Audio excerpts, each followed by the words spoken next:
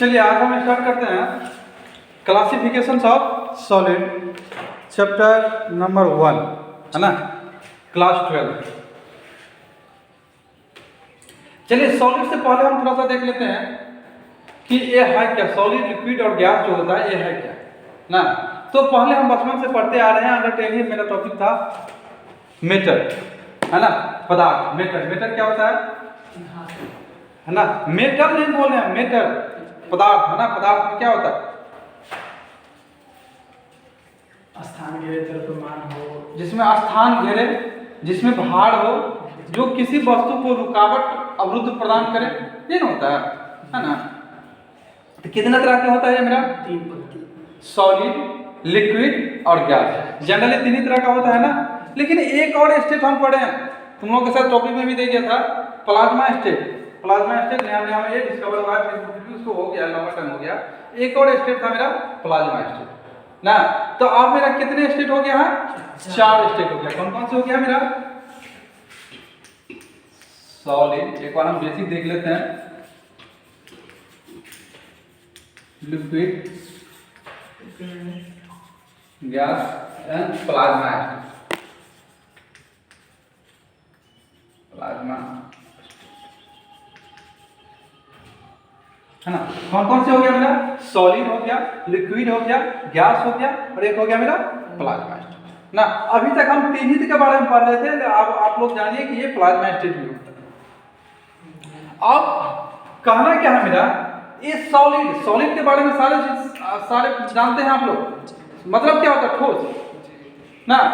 Liquid का मतलब द्रव, गैस का मतलब गैसियस। अब सब के बारे में हम एक एक करके पढ़ेंगे, ऐसे हमको सॉलिड ही पढ़ना है, इन सब के बारे में नहीं पढ़ना। लेकिन आप लोगों को हम एक बार बता देंगे और भी बता देंगे क्या होता है। सॉलिड का जो होता है, उसका कण जो होता है, बहुत ही महीन कण आपस में मिल करके सॉलिड बनाता है। जैसे ये चौक है, चौक को देखो, हमने इसको जो क्या किया, देखो मतलब उसको चूर चूर जो किए, देखो छोटा छोटा महीन कण बनाए। यही महीन कण को आपस में क्या किया, उसको मिला करके एक जगह बना देते, चौक हो गया है ना। तो जितने भी सॉलिड है, सारे सॉलिड मेरा क्या होता है, छोटे छोटे पार्टिकल से मिलकर के बना होता है, अत्यंत सूक्ष्म पार्टिकल से मिलकर बना होता है, टिनी पार्टिकल से मिलकर के बना होता है। ये आपस में कण कैसे जुड़ा हुआ रहता है, किस फोर्स के तहत जुड़ा हुआ रहता है, ये अंतर आणविक बल, इंटरमॉलिक्यूलर फोर्स।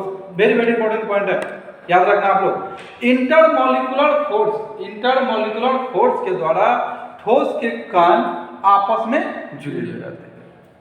समझ में आ गया? आप लोग एक पॉइंट नोट करेंगे, इसका जो इंटरमॉलिक्यूलर फोर्स होता है, बस एक पॉइंट लिख लेते हैं,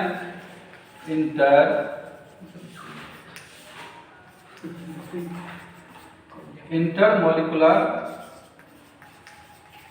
जल्दी लिखिए, फोर्स ऑफ अट्रैक्शन क्या होता है, सबसे ज्यादा है ना। सॉलिड का मेरा इंटरमॉलिक्यूलर फोर्स ऑफ अट्रैक्शन मेरा क्या होता है, बहुत ज्यादा होता है। लिक्विड का मतलब क्या हो गया, द्रव का क्या होता है, कण आपस में इधर उधर आता है, उसका कोई शेप साइज का पता नहीं होता, जहां डाल दीजिए उसी शेप में आ जाएगा ये ना।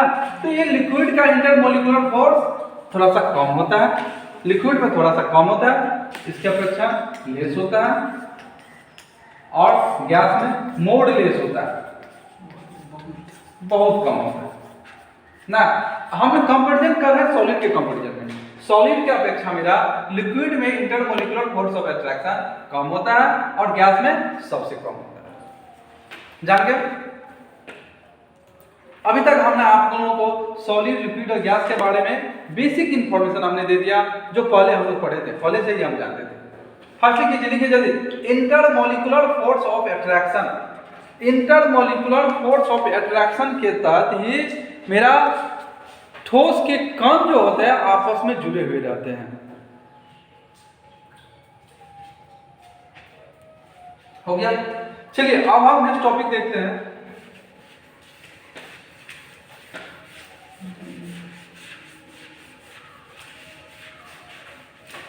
मेरा पहला चैप्टर, ये पहला टॉपिक है मेरा, classification of solid. Classification of solid लिखते चलिए सब। अरे कोई इंग्लिश में ये मत समझना कि इंग्लिश है, इंग्लिश और हिंदी जब साइंस पर हो तो थोड़ा सा इंग्लिश तो जानना ही होगा, है ना। अब बहुत ही आसान है, कुछ नहीं है, सारे हम बोर्ड पर लिखते चलते हैं। लिखिए क्लासिफिकेशन ऑफ सॉलिड,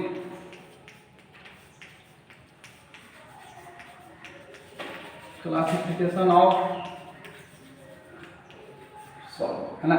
सॉलिड का वर्गीकरण फिर होता है ठोस का वर्गीकरण। हिंदी लिख लो, नहीं जाना है तो ठोस को वर्गीकरण। जो समझ में आता लिखते चलो, लेकिन फटाफट लिखते चलो। हिंदियों को रहने दो। क्लासिफिकेशन ऑफ सॉलिड्स, है ना। कितने तरह के सॉलिड होता है मेरा? दो। जनरली दो तरह का होता है मेरा। कौन कौन सा होता है? क्रिस्टलाइन सॉलिड और दूसरा एमोर्फस सॉलिड। क्रिस्टलाइन सॉलिड और एमोर्फस सॉलिड ना। क्रिस्टलाइन सॉलिड, दूसरा एमोर्फस सॉलिड। चलिए लिख लेते हैं यहाँ पर, हम एक के बारे में लिखते चलते हैं। क्रिस्टलाइन सॉलिड,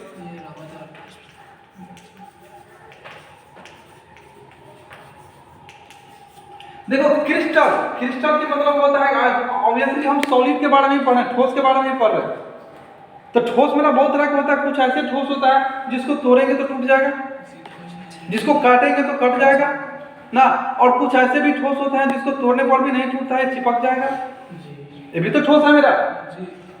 उसको काटेंगे, काटने के बाद वो सही शेप से नहीं कटेगा, चूर हो जाएगा, टूट जाएगा। शीशा, शीशा को यदि हम काटते हैं तो क्या होता है? चूर चूर हो जाता है, होता है ये। और मिट्टी है, मिट्टी को फोड़ेंगे तो फूट जाता है, टूट जाता है। लकड़ी है, उसको काटेंगे तो कट जाएगा। तो इन्हीं सारे के बारे में हमको पढ़ना है कि कौन सी मेरा सॉलिड को किस भाग में रखा, क्रिस्टलाइन में रखा गया है कि एमोर्फस में रखा गया है। तो चलिए पहला हम देखते हैं क्रिस्टलाइन सॉलिड। क्रिस्टलाइन सॉलिड का क्या होता है मेरा? देखो एग्जैक्ट पॉइंट रिव्यू आप लोगों का अभी का जो कंपटीशन है उसमें थ्योरेटिकल बहुत कम रहता है। सारे ऑब्जेक्टिव टाइप क्वेश्चन आते हैं और कॉन्सेप्चुअल आते हैं, एकदम बिल्कुल बीच से क्वेश्चन आते हैं। सारे जानकारी आपको होनी चाहिए, पॉइंट बाय पॉइंट हम आप लोगों को पॉइंट बाय पॉइंट लिखाते चलते हैं और याद करने में भी बहुत आसान है। देखिए क्रिस्टलाइन सॉलिड का हम लिखते हैं, क्या होता है क्रिस्टलाइन सॉलिड? उसका डिफिनिट शेप, डिफिनिट शेप का मतलब क्या होता है? Fix shape.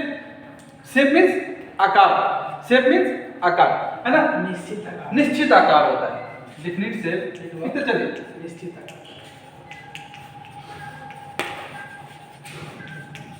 Definite shape, shape उसका क्या होता है? डिफिनिट होता है।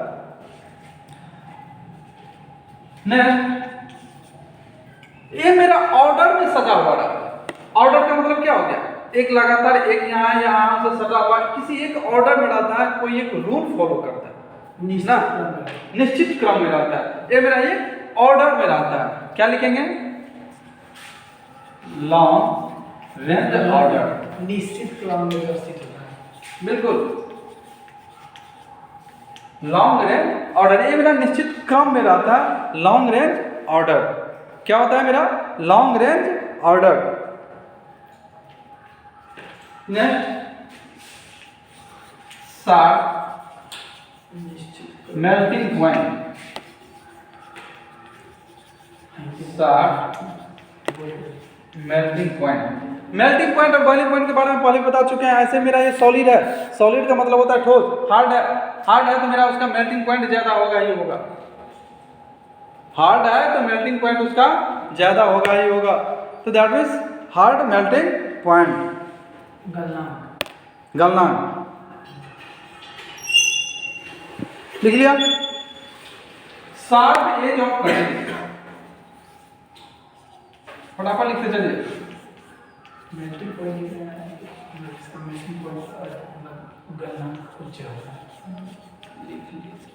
इसका गलनांक शार्प एज ऑफ कटिंग, उसको काटेंगे तो उसका किनारा जो होगा बहुत ही तीखा होगा। जैसे शीशा, शीशा को काटेंगे तो क्या होगा? काटता तो है। शीशा को किस चीज से काटते हैं? सबसे पहले ये जानिए, हीरा से, है ना। शीशा को काटने वाला उसका कटर मशीन जो होता है, देखना क्या करता है वो, एक स्केल रखा और उस पर से उसको चला दिया, वो मेरा शीशा कट जाता है। और एक काटने वाला इसमें हीरा लगा हुआ रहता है, उसके पॉइंट पर हीरा लगा हुआ रहता है, हीरा से वो कटता है। और काटने के बाद उसका लास्ट जो छोड़ होता है बहुत ही तीखा होता है। शार्प मतलब तेज, तीखा, जिस पर हाथ रखने से हाथ मेरा कट जाएगा। तो शार्प एज ऑफ कटिंग, देखिए किनारा, है ना। तो उसका किनारा जो होगा बहुत ही तेज होता है, बहुत ही शार्प होता है, जिस पर हाथ रखने से हाथ मेरा कट सकता है। समझ में आ गया? Sharp edge of cutting. जल्दी लिखिए।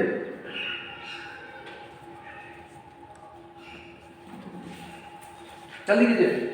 नेक्स्ट है एन आइसोट्रॉपिक इन नेचर।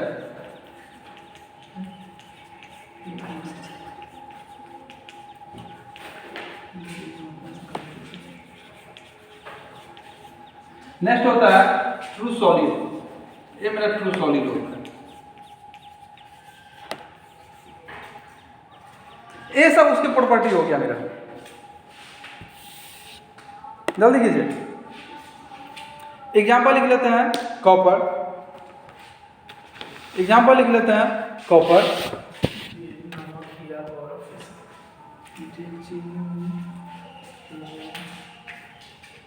ठीक है।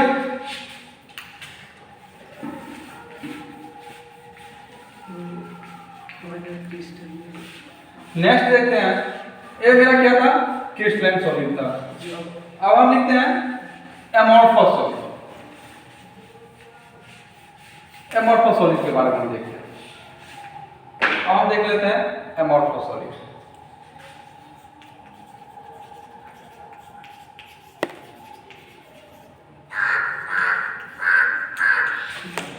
एमोर्फस सॉलिड क्या होता है? एमोर्फस सॉलिड बताइए।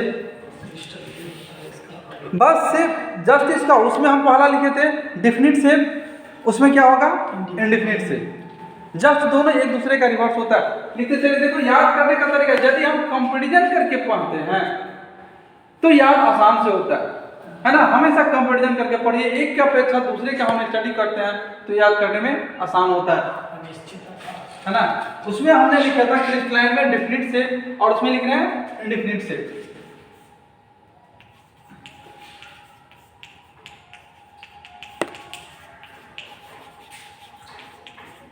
इंडेफिनिट शेप लिख लिया। अनिश्चित indefinite shape.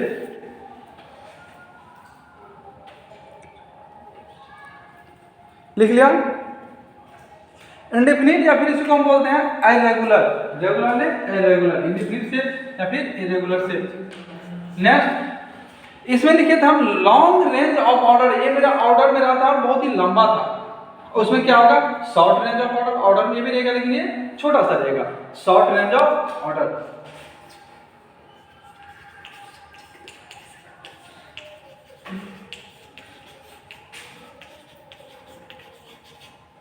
Short range of order क्या होगा? Short range of order.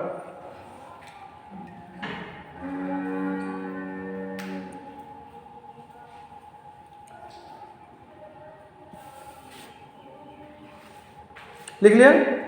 Next irregular edge of cutting.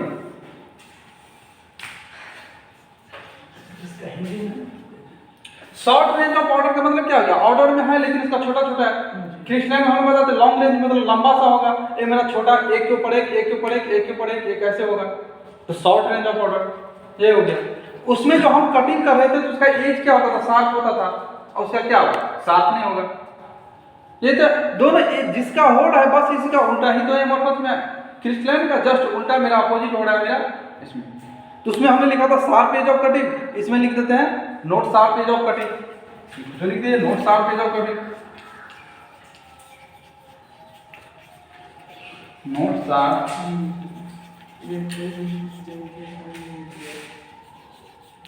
इसमें हमने दिया था क्या? ट्रू सॉलिड होता था और उसमें क्या होता था? Pseudo solid. मतलब ट्रू सॉलिड नहीं होगा, इसको हम लिखते हैं स्यूडो सॉलिड।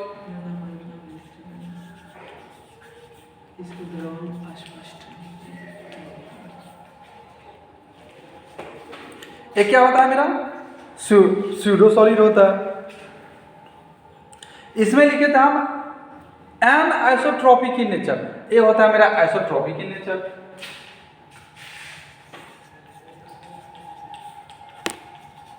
मतलब झूठा होता है। झूठा।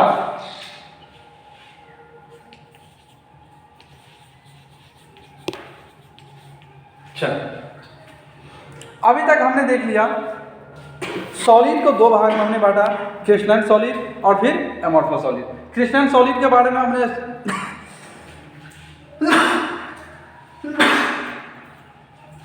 आइसोट्रोपिक का मतलब आइसोट्रोपिक मतलब होता है समहारिक और समस्थानिक जो पढ़ते थे हम इस टाइप का होता है।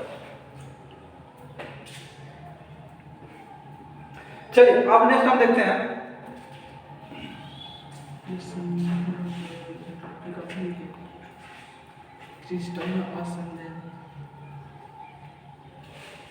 लिख लिया सब, जल्दी कीजिए। हमने अभी जो पढ़ रहे थे ये मेरा सॉलिड का क्लासिफिकेशन ऑफ सॉलिड का क्लासिफिकेशन था, वर्गीकरण। सॉलिड का हमने वर्गीकरण देखा। चलिए नेक्स्ट हम देखते हैं। उसमें हमने दो भाग में उसको बांटे थे। एक बांटे थे हमने क्रिस्टलाइन सॉलिड और दूसरा एमोर्फस सॉलिड। दो भाग हमने बांटा था, क्रिस्टलाइन सॉलिड और एमोर्फस सॉलिड। अब देखते हैं क्रिस्टलाइन सॉलिड को हमने किसने भाग में बांटा। क्लासिफिकेशन ऑफ क्रिस्टलाइन सॉलिड लिखिए। क्लासिफिकेशन ऑफ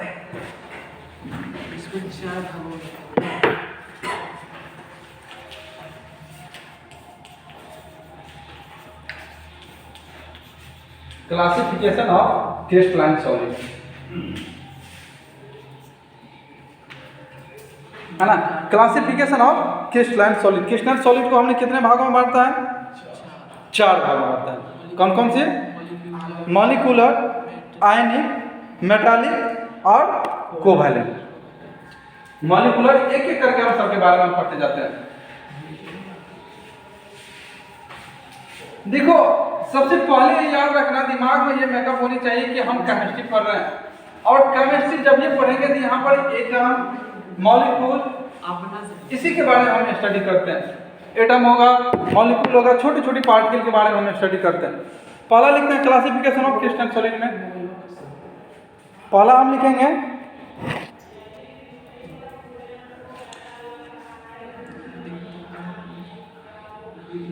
पहला लिखिए मॉलिक्यूल्स।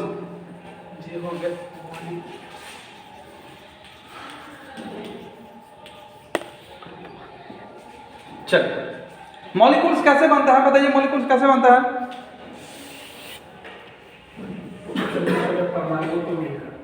छोटे छोटे परमाणु को मिलकर ना, अणु और परमाणु। तो मॉलिक्यूलर की मतलब हो गया नहीं, अणु और एटम का मतलब होता है परमाणु। तो बहुत सारे परमाणु मिल करके अणु का निर्माण करता है ना। तो मॉलिक्यूलर हो गया, तो मॉलिक्यूलर हो गया मेरा। मॉलिक्यूलर को हमने 3 भाग में बांट दिया, नॉन पोलर, पोलर और हाइड्रोजन बॉन्ड। मॉलिक्यूलर लिख दो। मॉलिक्यूलर को हमने 3 भाग में बांट दिया, नॉन पोलर,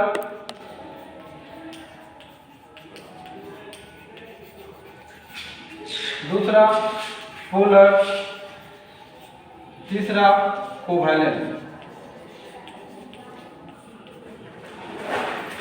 हमने क्या लिखा, क्रिस्टलाइन सॉलिड को हमने बांट दिया मॉलिक्यूलर में। मॉलिक्यूलर को हमने 3 भाग में बांट दिया, नॉन पोलर, पोलर और कोवैलेंट। इसी तरीके से वर्गीकरण करके लिखते चलिए, एक चार्ट बन जाएगा और एक चार्ट याद करने में आसान होगा आपको। फटाफट लिखते जाइए आप लोग भी, है ना। और इधर हमने 4 भाग में बांटा था, क्रिस्टलाइन सॉलिड को हमने 4 भाग में बांटा था, मॉलिक्यूलर, इसके बाद आयनिक, नॉन आयनिक,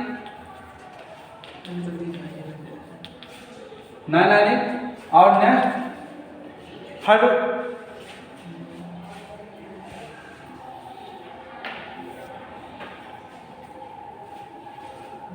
मतलब नॉन आयनिक का हम लिखते हैं मेटालिक और ये कोवैलेंट।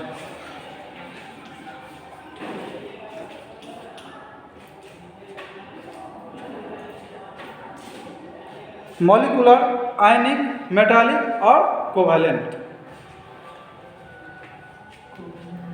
और यहाँ ये मेरा, इसको सही कर दो।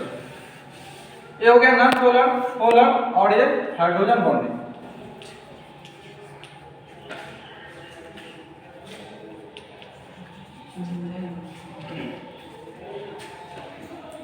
जल्दी लिखिए। हमने इसको क्रिस्टलाइन सॉलिड को हमने 4 भाग में बांटा, मॉलिक्यूलर, आयनिक, मेटालिक, कोवेलेंट। हमने क्या कहा? मॉलिक्यूलर, आयनिक, मेटालिक और कोवेलेंट। फिर हमने मॉलिक्यूलर को हमने 3 भाग में बांट दिया, नॉन पोलर, पोलर और hydrogen bond. Non polar, polar और हाइड्रोजन बॉन्ड। पोलर मतलब ध्रुवीय, अध्रुवीय, नॉन पोलर अध्रुवीय, ध्रुवीय, हाइड्रोजन बॉन्ड हम पढ़ते हैं ना, हाइड्रोजन बॉन्डिंग। तो नॉन पोलर, पोलर और हाइड्रोजन बॉन्डिंग हो गया। अब हम देखते हैं नॉन पोलर के बारे में, एक एक करके हम पढ़ते जाएंगे। मॉलिक्यूलर के बारे में हम बता चुके हैं। मॉलिक्यूल्स का मतलब क्या होता है? जब छोटे छोटे अणु, मतलब छोटे छोटे परमाणु, छोटे छोटे पार्टिकल्स, स्मॉल पार्टिकल्स मिल करके एक बड़े पार्टिकल का निर्माण कर देता है, एक पार्टिकल हो जाता है मॉलिक्यूलर।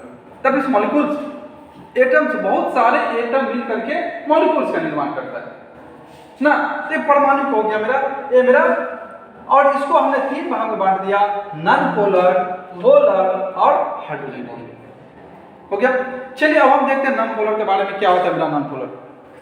देखिए पॉइंट टू पॉइंट आप लोग को बहुत ज्यादा हम डिटेल में थ्योरी नहीं दे रहे हैं, जब पॉइंट टू पॉइंट दे रहे हैं जो आप लोग याद करने में आसान होगा।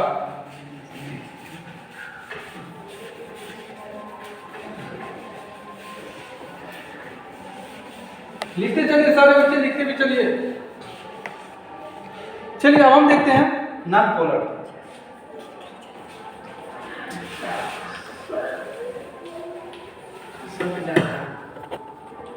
नॉन पोलर क्या होता है? नॉन पोलर, चलिए नॉन पोलर देखिए क्या होता है नॉन पोलर। सबसे पहला नॉन पोलर क्या होगा मेरा? सॉफ्ट होगा, मुलायम होगा ना। पहला लिखते हैं उसका, क्या होगा ये मेरा? सॉफ्ट होता है। सॉफ्ट मतलब मुलायम होगा। नेक्स्ट नॉन पोलर है, दैट मींस उससे इंसुलेटर, करंट फ्लो नहीं होगा। ये मेरा क्या है? मेरा insulator.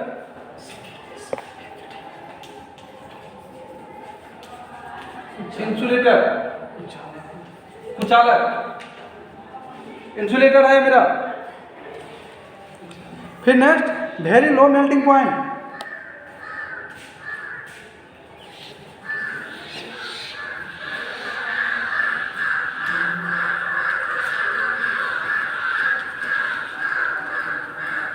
Very low melting point, melting point उसका बहुत ही कम होता है, very low melting point.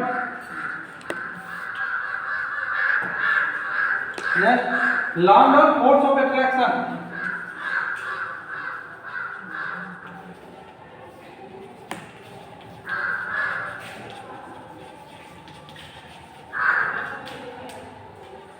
London force of attraction, force of attraction में एक होता है मेरा London force of attraction. London force of attraction, सही करो इसको। लॉन्डन फोर्स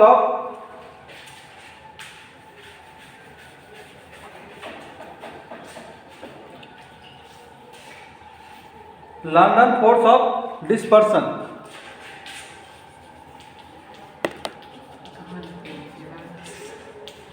एग्जाम्पल में लिखेंगे, एग्जाम्पल में लिखेंगे I2CO2